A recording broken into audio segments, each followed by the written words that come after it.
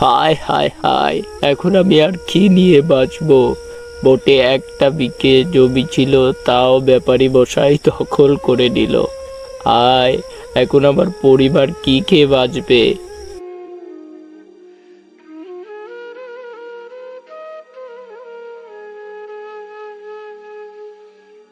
এই এই এই কাঁদবি না, কাঁদবি না। এই হলো ছোট লোকদের সমস্যা। আরে মাত্র একটা বিঘা জমি নিয়ে নিয়েছি, তার জন্য কি কাঁদতে হয়? ওরে বোকা, শোন, আমি বলি কি, তুই বাড়ি গিয়ে রেস্ট নে, তাহলেই এই জমি নেওয়ার ভূত তোর মাথা থেকে নেমে যাবে। আরে এটা তো আমার সম্পত্তি, তো আমার সম্পত্তি আমি নেব, এটাই তো স্বাভাবিক নাকি? যা যা যা, বাড়ি ফিরে যা। ব্যাপারী মশাই, দয়া করুন, দয়া করুন, আমার এত বড় সর্বনাশ করবেন না। আমার পরিবার না খেতে পেয়ে মারা যাবে। ওহো, তোকে নিয়ে আর পারি না। আচ্ছা যা, কথা দিলাম তোর জমি আমি ফিরিয়ে দেব। যা এখন বাড়ি যা, কেমন? ব্যাপারী শাহজাহানের কথায় আশ্বাস পেয়ে কৃষক ইউসুফ মিয়া বাড়ির দিকে রওনা দিল। ওহ, সেই যে ভোরবেলায় বের হয়েছে, এখনো বাড়ি ফেরার নাম নেই। এই লোকটাকে নিয়ে যে আমি কি করি। কিছু সময় পর কৃষক ইউসুফ মিয়া মন ভার করে বাড়ি ফিরে এলো।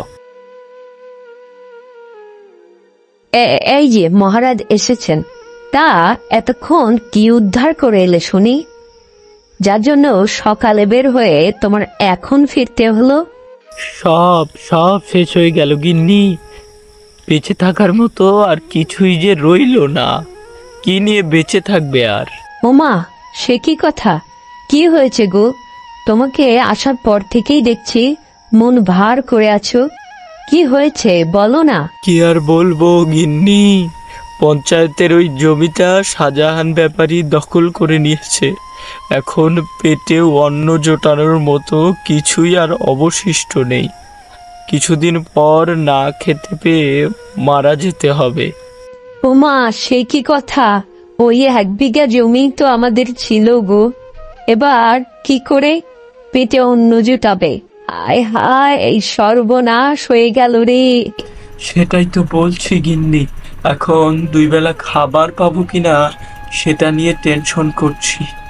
তবে শাহজাহান ব্যাপারী বলেছে জমি খুব শীঘ্রই ফেরত দিয়ে দেবে। জানি না কতটুকু সত্য।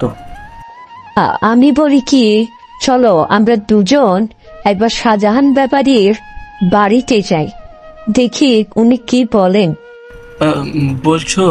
তাহলে চলো যাই, কিন্তু আমার মনে হয় না এতে কোনো কাজ হবে। শাহজাহান ব্যাপারী মোটেই একজন শয়তান মানুষ। আমার জমি দখল করে বলে সেটা নাকি তার জমি। কোন বিপদে যে পড়লাম আল্লাহই জানে। চলো গিন্নি, শেষবারের মতো চেষ্টা করে দেখি। এরপর তারা দুইজন শাহজাহান ব্যাপারীর বাড়ির উদ্দেশ্যে রওনা করলো।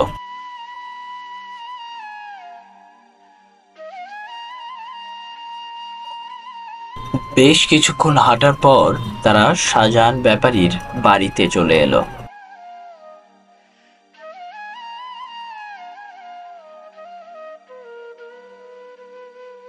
কি ব্যাপার, তোরা আজ এখানে? কি মনে করে এলি? আর শোন, ওই জমির ব্যাপারে কোনো কথা বলবি না। আমি কিন্তু তোকে বলেছি সঠিক সময়ে জমি ফেরত দিয়ে দেব। ব্যাপারী মশাই, দয়া করুন, বেশ কয়েক মাস হয় আপনি জমিটি দখল করে বসে আছেন। এখন বীজ বপনের সময়।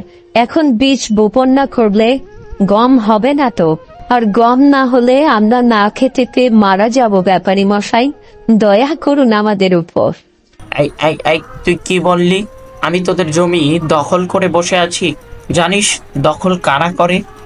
যারা বেয়াদব শাসক, তারা দখল করে। আমি কি ওই জমি দখল করেছি? ওই জমিটা ফাঁকা পড়েছিল, তাই আমি অপচয় রোধ করতে জমিটিতে আবাদ করতে চাচ্ছি।